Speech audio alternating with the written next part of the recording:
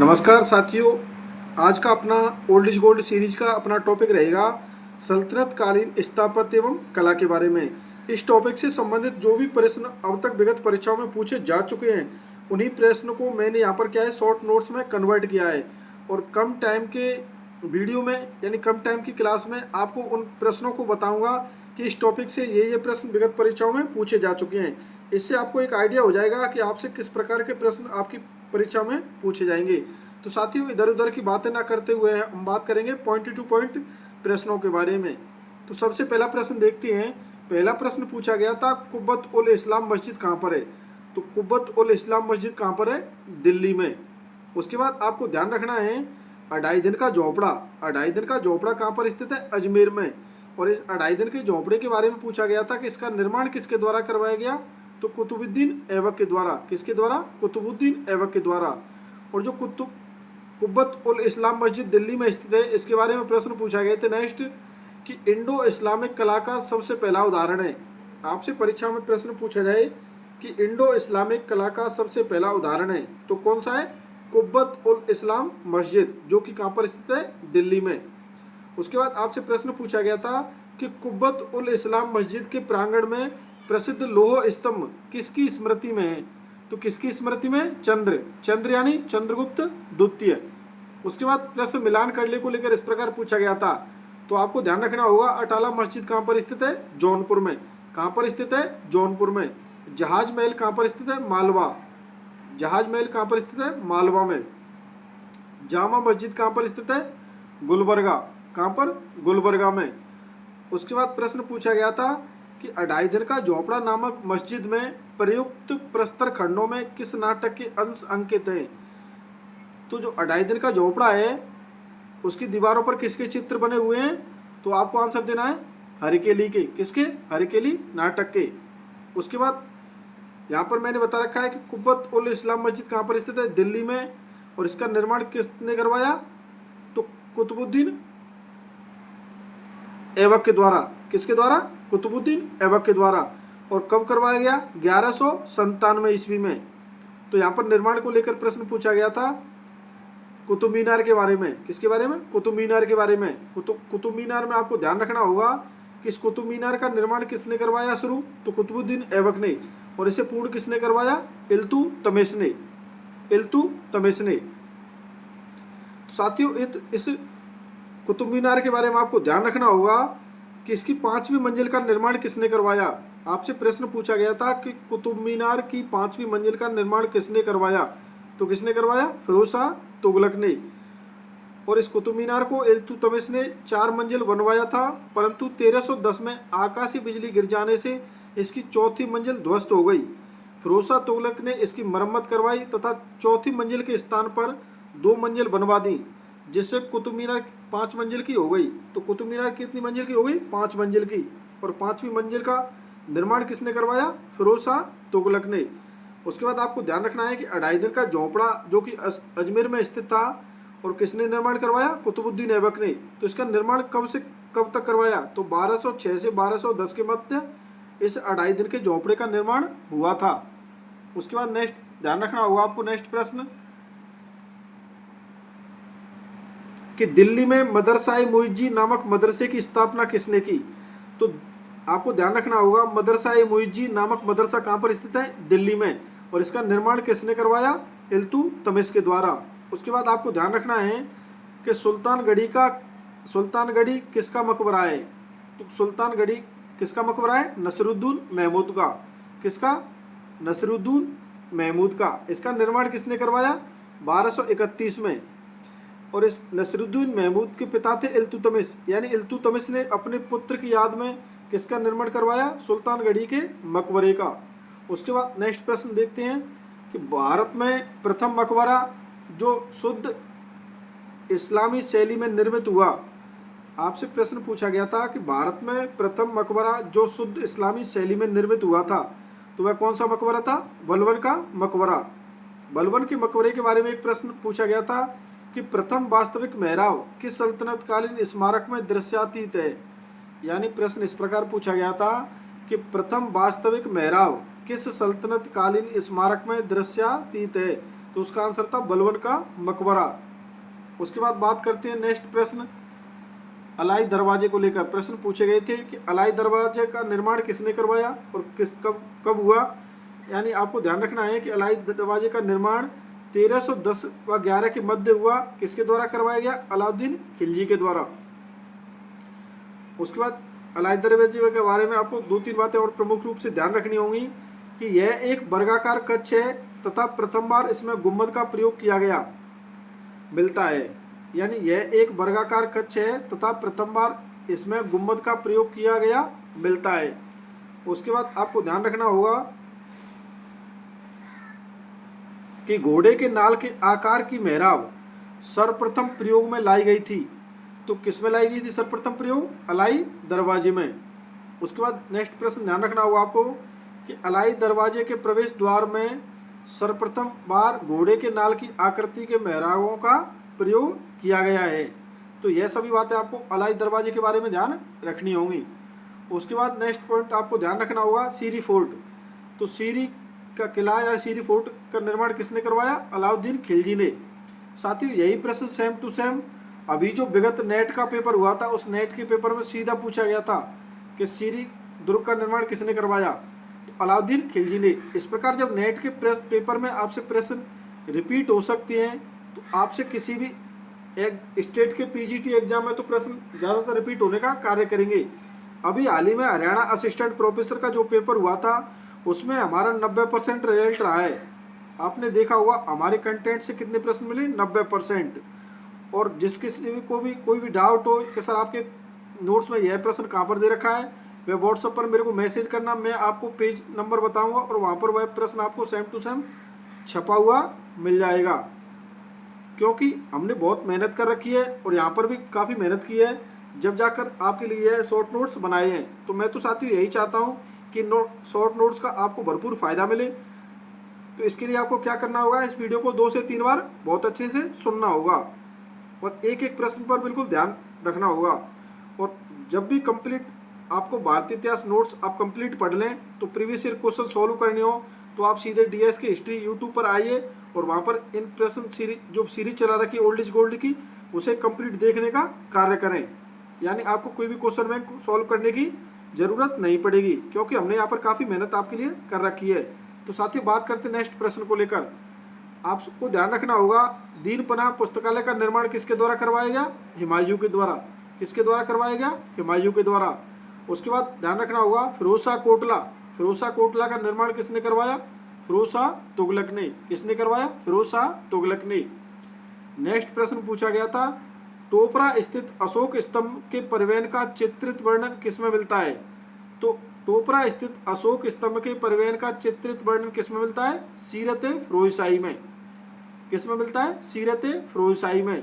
इस सीरत फिरोजशाही के बारे में आपको 2-3 बातें और ध्यान रखनी होंगी कि 1310 ईस्वी में फिरोज शाह तुगलक के काल में लिखी गई कौन सी पुस्तक? सीरत फिरोजशाही।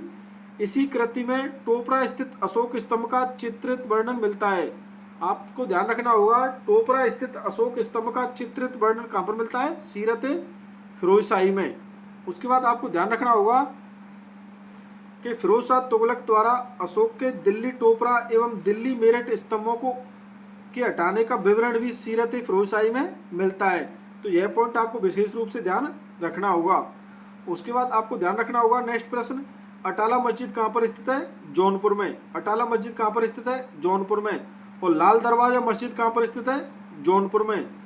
तो इनका निर्माण को लेकर प्रश्न पूछा गया था कि अटाला मस्जिद और लाल दरवाजा मस्जिद जौनपुर के सरकी शासकों ने इसका क्या है? निर्माण करवाया। प्रश्न पूछा गया था कि अटाला मस्जिद और लाल दरवाजा मस्जिद का निर्माण किसने करवाया? तो जौनपुर के सरकी शासकों के द्वारा। किसके द्वारा? जौनपुर के सरकी शासकों के द्वारा। साथ ही बात करते नेक्स्ट प्रश्न को लेकर। आपसे इस प्रकार का प्रश्न भी पूछा जा सकता है कि कोई 4 दे रखे होंगे जैसे कुतुब मीनार, तुगलकाबाद का किला व लोधी गार्डन में बढ़ा हुआ गुम्बद एवं फतेहपुर सीकरी। आपसे पूछा जाएगा काल क्रमानुसार व्यवस्थित कीजिए। जब आपको पता होगा कि इसका निर्माण कब हुआ और किसने करवाया तभी आप इनको काल क्रमानुसार व्यवस्थित कर सकेंगे। तो सबसे पहले आपको पता होना चाहिए कि कुतुब मीनार का निर्माण किसने प्रारंभ करवाया? कुतुबुद्दीन ऐबक ने। कब? 1199 में। और कुतुब मीनार का निर्माण किसने पूर्ण करवाया था? इल्तुतमिश ने। कब करवाया? 1232 में। और किसकी याद में इसका निर्माण करवाया? कुतुबुद्दीन बख्तियार काकी की स्मृति में किसका निर्माण करवाया? कुतुब मीनार का। उसके बाद नेक्स्ट आपको ध्यान रखना होगा तुगलकाबाद का किला, इसका निर्माण 1321 में दिल्ली में किसके द्वारा करवाया गया? गयासुद्दीन तुगलक के द्वारा। यानी इस तुगलकाबाद के किले का निर्माण 1321 में दिल्ली में गयासुद्दीन तुगलक के द्वारा करवाया गया। उसके बाद आपको ध्यान रखना होगा लोधी गार्डन में बड़ा गुम्बद का निर्माण 15वीं शताब्दी में लोधी काल में हुआ। कब हुआ? 15वीं शताब्दी में लोधी काल में हुआ। उसके बाद आपको ध्यान रखना है कि फतेहपुर सीकरी का निर्माण किसके द्वारा करवाया गया? अकबर के द्वारा। कब करवाया गया? तो 1570-71 में इसको राजधानी बनाया। आपसे प्रश्न पूछा जाए कि फतेहपुर सीकरी का निर्माण किसने करवाया? अकबर ने। और 1570-71 में से क्या बनाया? राजधानी। तो जब आपको इस प्रकार पता हुआ कि कुतुब मीनार का निर्माण ऐबक ने 1199 में, तुगलकाबाद के किले का निर्माण 1321 में गयासुद्दीन तुगलक के द्वारा, लोधी गार्डन में बड़ा बाग गुम्बद का निर्माण कब हुआ? 15वीं शताब्दी में लोधी काल में, और फतेहपुर सीकरी का निर्माण अकबर के द्वारा 1570-71 में करवाया गया। तभी आप इस प्रकार के प्रश्नों को सॉल्व कर पाओगे। तो आपको एक एक पॉइंट ध्यान रखना होगा। उसके बाद नेक्स्ट प्रश्न आपको ध्यान रखना होगा अदीना मस्जिद। तो अदीना मस्जिद कहाँ पर स्थित है? पश्चिमी बंगाल में। और इस अदीना मस्जिद का निर्माण बंगाल के शासक सिकंदर शाह के काल में 1360 के आसपास हुआ। यानी अदीना मस्जिद कहाँ पर स्थित है? पश्चिमी बंगाल में। और निर्माण के बारे में आपको ध्यान रखना है कि बंगाल का शासक था सिकंदर शाह, उसके काल में 1360 के आसपास हुआ था किसका निर्माण? अदीना मस्जिद का। उसके बाद नेक्स्ट प्रश्न आपको ध्यान रखना होगा दाखिल दरवाजा। तो दाखिल दरवाजा कहाँ पर स्थित है? गौड़ में। कहाँ पर स्थित है? गौड़ में। और तीन दरवाजा कहाँ पर स्थित है? अहमदाबाद में। साथियों, जब आप ऐसे प्रकार के नए प्रश्नों को देख रहे होंगे तो आपको लग रहा होगा कि इस प्रकार के प्रश्न कौन सी एग्जाम में पूछे गए। तो मैं आपको एक ही बात बताना चाहूँगा, अगर किसी भी प्रकार का कोई भी डाउट हो तो यूथ कंपटीशन के क्वेश्चन बैंक सॉल्व कर लेना। यानी यूथ वाले में बता रखा है कि कौन सा प्रश्न कब आ रखा है। मैंने यह notes Pappu Singh Prajapat, Arihant Nath publication, Youth publication, Youth पोलियो 4 और 5, इन सभी क्वेश्चन बैंकों से यह टॉपिक तैयार किया है और काफ़ी मेहनत की है, तब जाकर एक एक प्रश्न चुनिंदा मैं आपके सामने लेकर आया हूँ। तो आपके एग्जाम में भी इस प्रकार के प्रश्न पूछे जा सकते हैं, तो आपको बिल्कुल ध्यान रखने होंगे। तो अदीना मस्जिद कहाँ पर है? पश्चिमी बंगाल में। दाखिल दरवाजा कहाँ पर स्थित है? गौड़ में। तीन दरवाजा कहाँ पर स्थित है? अहमदाबाद में। उसके बाद नेक्स्ट प्रश्न आपको ध्यान रखना होगा कि सिकंदर लोधी का मकबरा, तो दोहरे गुम्बद का निर्माण किसमें किया गया है? सिकंदर लोधी के मकबरे में। तो यहाँ पर आपको देखना होगा सिकंदर लोधी का मकबरा कैसा है? दोहरा गुम्बद युक्त। और कहाँ पर स्थित है? लोधी गार्डन, दिल्ली में। लोधी गार्डन कहाँ पर स्थित है? नई दिल्ली में। और शेरशाह सूरी का मकबरा कैसा है? अष्टभुजीय मकबरा। इस प्रकार मिलान करने को लेकर प्रश्न पूछा गया था कि सिकंदर लोधी का मकबरा, शेरशाह सूरी का मकबरा। तो सिकंदर लोधी का मकबरा कैसा है? दोहरा गुम्बद युक्त है। और शेरशाह सूरी का मकबरा अष्टभुजीय मकबरा स्थित है। और शेरशाह सूरी का मकबरा कहाँ पर स्थित है? सासाराम, बिहार में। सासाराम कहाँ पर स्थित है? बिहार में। उसके बाद आपको ध्यान रखना होगा बलबन का मकबरा। तो बलबन का मकबरा कहाँ पर स्थित है? महरौली। और महरौली कहाँ पर स्थित है? नई दिल्ली में। कहाँ पर? महरौली, नई दिल्ली में। और इस बलबन के मकबरे के बारे में आपको ध्यान रखना होगा कि यह प्रथम मकबरा है जिसमें भारतीय इस्लामिक पद्धति का प्रयोग करते हुए मेहराब का असली आकार दिया गया है।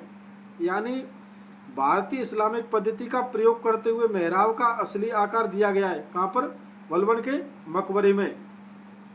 उसके बाद नेक्स्ट प्रश्न आपको ध्यान रखना होगा मोहम्मद आदिल शाह का मकबरा। तो मोहम्मद आदिल शाह का मकबरा कैसा है? गोल गुम्बद। और कहाँ पर स्थित है मोहम्मद आदिल शाह का मकबरा? बीजापुर में। इस प्रकार तीनों को देकर मिलान करने को लेकर प्रश्न दिया गया था कि सिकंदर लोधी का मकबरा दोहरा गुम्बद, शेरशाह सूरी का मकबरा अष्टभुजीय मकबरा, मोहम्मद आदिल शाह का मकबरा गोल गुम्बद। उसके बाद यहाँ पर नेक्स्ट स्मारक और निर्माताओं को लेकर मिलान करने को लेकर भी प्रश्न पूछा जाता रहा है। तो आपको ध्यान रखना होगा अलाई दरवाजे का निर्माण किसके द्वारा करवाया गया? अलाउद्दीन खिलजी के द्वारा। और बुलंद दरवाजे व फतेहपुर सीकरी का निर्माण किसके द्वारा करवाया गया? तो किसके द्वारा निर्माण करवाया गया? अकबर के द्वारा। और मोती मस्जिद यानी आगरा की जो मोती मस्जिद है उसका निर्माण किसके द्वारा करवाया गया? शाहजहां के द्वारा। और जो मोती मस्जिद दिल्ली में स्थित है उसका निर्माण किसने करवाया? औरंगजेब ने। किसने? औरंगजेब ने। उसके बाद बात करते नेक्स्ट प्रश्न को लेकर कि मांडू के जहाज महल का निर्माण सुल्तान महमूद प्रथम ने करवाया था। यानी आपसे प्रश्न पूछा गया था कि मांडू के जहाज महल का निर्माण किसने करवाया? तो सुल्तान महमूद प्रथम ने। किसने? सुल्तान महमूद प्रथम ने। और मांडू के जहाज महल के बारे में आपको एक प्रश्न ध्यान रखना होगा कि यह 2 झीलों के मध्य स्थित 2 मंजिली इमारत है। यानी 2 झीलों के मध्य स्थित है और 2 मंजिली इमारत है। कौन सा? मांडू का जहाज महल। उसके बाद आपको नेक्स्ट प्रश्न ध्यान रखना होगा कि भारतीय वास्तुकला में सुर्खी का प्रारंभ हुआ। तो भारतीय वास्तुकला में सुर्खी का प्रारंभ हुआ सल्तनत के सुल्तानों के द्वारा। किसके द्वारा? सल्तनत के सुल्तानों द्वारा।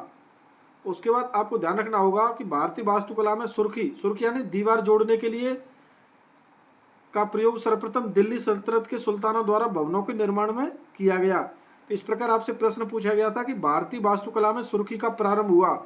तो आपको तो सुर्खी ध्यान रखना होगा, इसका निर्माण कब हुआ? सल्तनत के सुल्तानों के द्वारा। इस प्रकार प्रश्न पूछा गया था काल क्रमानुसार व्यवस्थित कीजिए। तो 2.5 दिन का झोपड़ा, अलाई दरवाजा, दीनपना नामक भवन का निर्माण व बुलंद दरवाजा, ये 4 दे रखे जैसे और उल्टे सीधे दे रखे। और पूछा गया था काल क्रमानुसार व्यवस्थित कीजिए।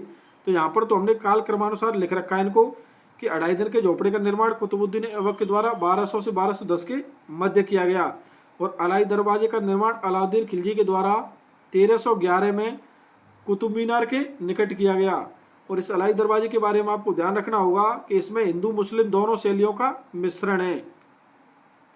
और उसके बाद नेक्स्ट प्रश्न आपको ध्यान रखना होगा कि दीनपना नामक भवन का निर्माण हुमायूं ने करवाया था। और बुलंद दरवाजे का निर्माण 1575 में अकबर के द्वारा करवाया गया। और यह सीकरी की जामा मस्जिद के दक्षिण द्वार में निर्मित है और इसकी ऊंचाई कितनी है? 175 फीट है।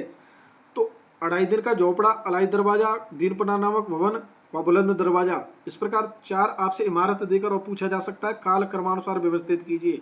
तो आपको ध्यान रखना होगा मोटा मोटा कि किसका निर्माण किसके द्वारा करवाया गया। और जब शासकों का काल क्रमानुसार आपको याद होगा तो इस प्रकार के प्रश्न आप आसानी से सॉल्व कर सकते हैं। साथियों, बात करते हैं नेक्स्ट प्रश्न को लेकर। आपसे पूछा गया था कि सिकंदर लोदी का मकबरा। तो सिकंदर लोदी का मकबरा कैसा है? अष्टभुजीय मकबरा है। कैसा है? अष्टभुजीय मकबरा है। और इसका निर्माण 1517 में हुआ। सिकंदर लोदी के मकबरे का निर्माण कब हुआ? 1517 में। और आपसे पूछा जाए कि दोहरे गुंबद का प्रयोग सिकंदर लोदी के मकबरे में किसका प्रयोग हुआ है? दोहरे गुंबद का प्रयोग हुआ है। उसके बाद बात करते हैं नेक्स्ट प्रश्न को लेकर। तो संगीत यंत्र तबला का प्रचलन किया। तो तबला का प्रचलन किसके द्वारा किया गया? अमीर खुसरो ने किया। और कब किया? 13वीं शताब्दी में। कब किया? 13वीं शताब्दी में। बात करते हैं नेक्स्ट प्रश्न। आपको ध्यान रखना होगा कि सितार के निर्माण तथा भारतीय संगीत में कव्वाली गायन के प्रचलन का श्रेय किसे दिया जाता है? अमीर खुसरो को। तो कव्वाली गायन, तो आपको सीधा ध्यान रखना होगा अमीर खुसरो। सितार का निर्माण अमीर खुसरो। तबले का प्रचलन अमीर खुसरो। तो साथियों, आज की इस क्लास में हमने बात की सल्तनत कालीन स्थापत्य कला को लेकर। अगले क्लास में अगले टॉपिक के बारे में बात करेंगे सल्तनत कालीन साहित्य एवं साहित्यकारों के बारे में, जहाँ से अक्सर आपकी परीक्षा में प्रश्न पूछे जाते रहे हैं। साथियों, जिस भी स्टूडेंट ने हमारी क्लास कंप्लीट देखी हो तो वह कमेंट में जरूर बताएं कि आज की क्लास आपको कैसी लगी। साथियों, उम्मीद करता हूँ कि आपको क्लास हमारी अच्छी लगी होगी। अगर आपको क्लास अच्छी लगी तो आप अन्य साथियों के साथ शेयर इसे जरूर किया करें और कमेंट में अपना रिव्यू दिया करें। साथियों, मिलते हैं नेक्स्ट वीडियो में, तब तक के लिए धन्यवाद।